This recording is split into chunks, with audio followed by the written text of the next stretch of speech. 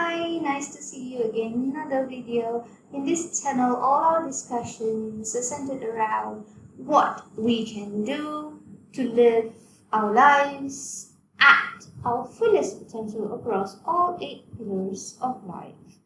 In today's discussion, we are going to talk about the lessons that we can learn from really challenging situations, specifically when you're faced with a major health challenge, especially if you are on the brink of death. Yes, I have been there, and that is what I am going to talk about today. And please share your thoughts if you are right now struggling with a major health challenge, or you have been there and, like me, have escaped from it or walked away from it, still alive, still kicking, whatever the case may be. Share your thoughts, right?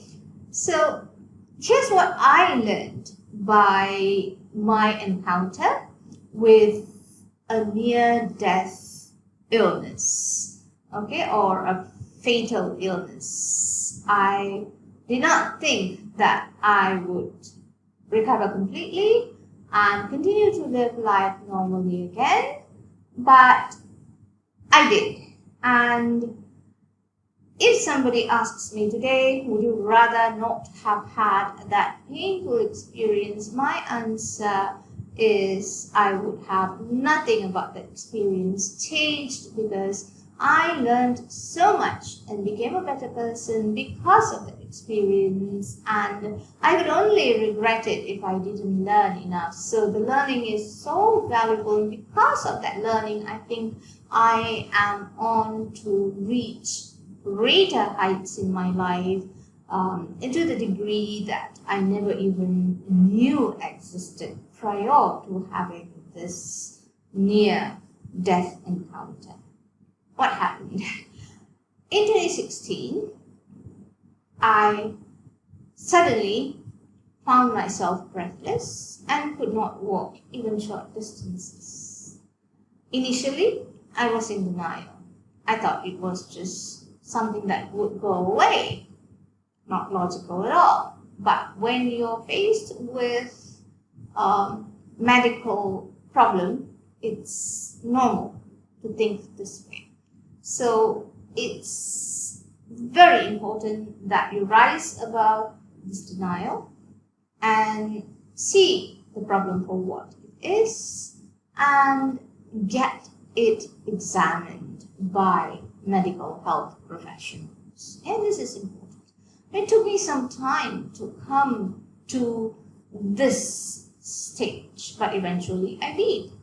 And then started a series of medical examinations, misdiagnosis, treatment that were wrong because I was already misdiagnosed, and further side effects brought about by the wrong treatment following the wrong diagnosis, of course. So it was a very difficult period in my life. Then, to cope with the situation, I was at a loss.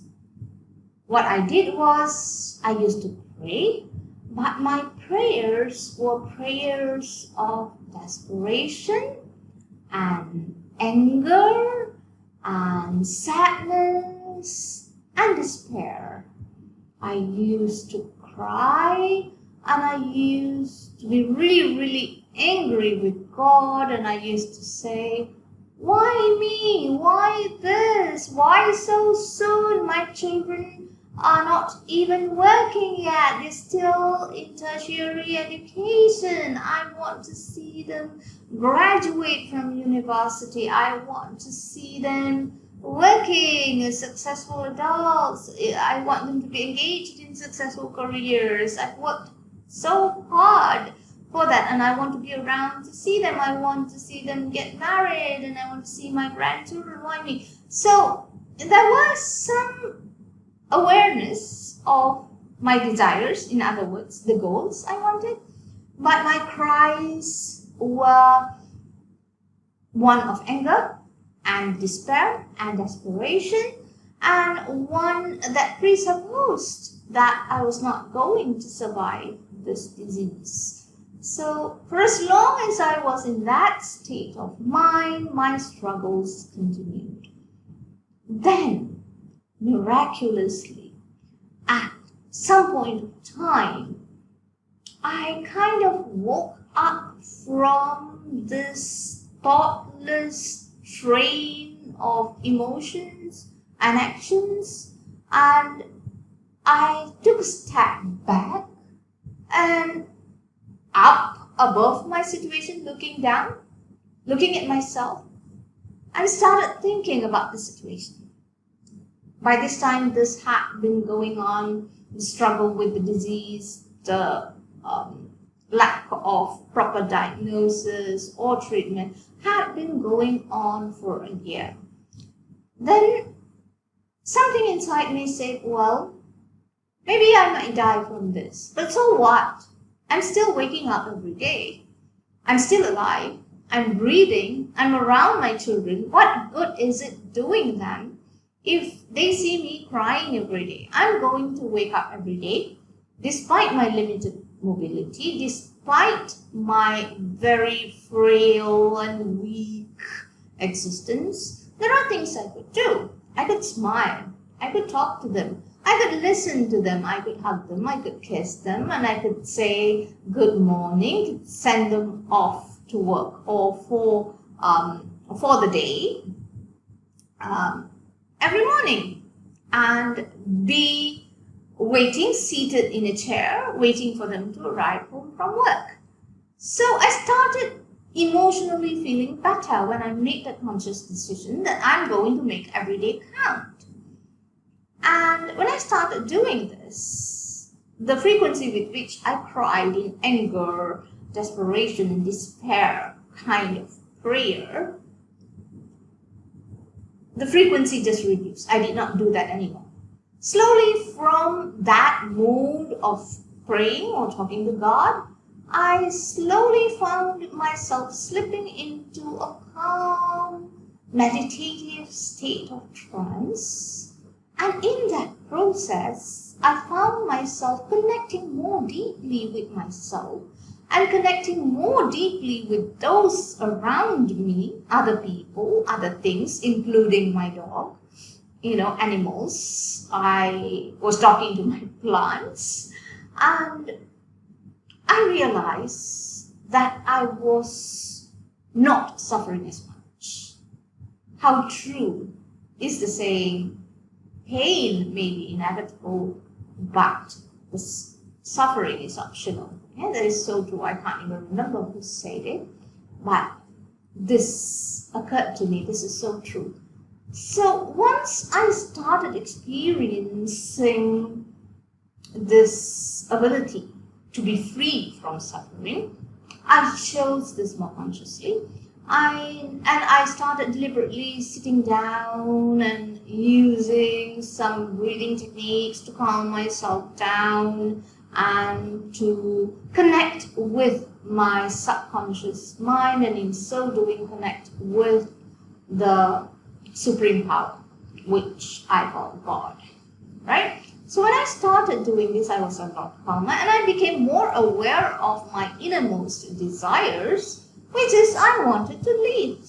And instead of praying for it in the voice of anger, despair, and desperation, I started praying and wanting to leave by not only praying. First of all, I started praying for it with gratitude. So the language of my prayer changed from why me, why this pain, why now, okay? It changed to thank you for today.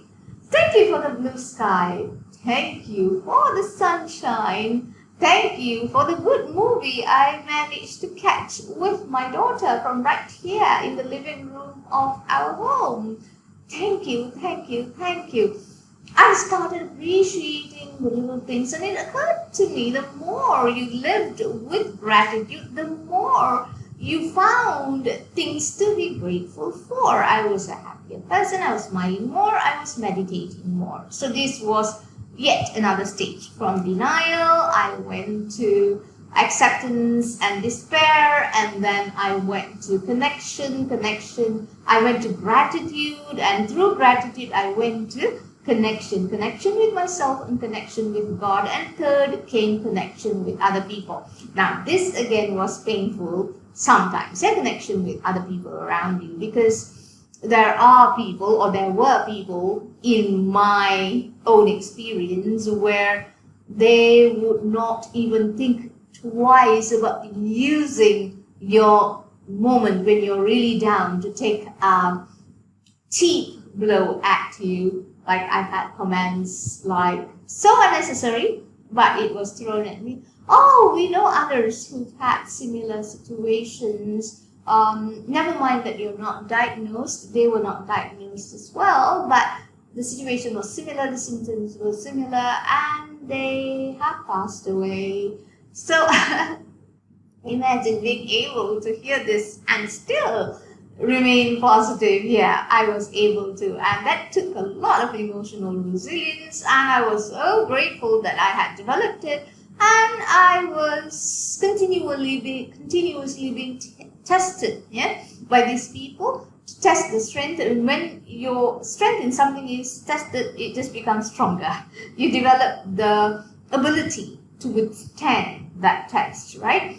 So I became stronger, I continued to be grateful, I was resilient emotionally, and I never let this hurt that some people hurled at me to be the factor that controlled my reactions or my choice to connect with other people. I continued connecting with other people, whoever wanted to connect in a positive way. I told them about my situation, and this connection was what eventually brought me to two doctors who managed to discuss with me all my past symptoms, and the first doctor came up with a probable diagnosis, and the second doctor, who was introduced to me by a dear friend, actually managed to definitively not only diagnose it but test it and prove that that was indeed my condition.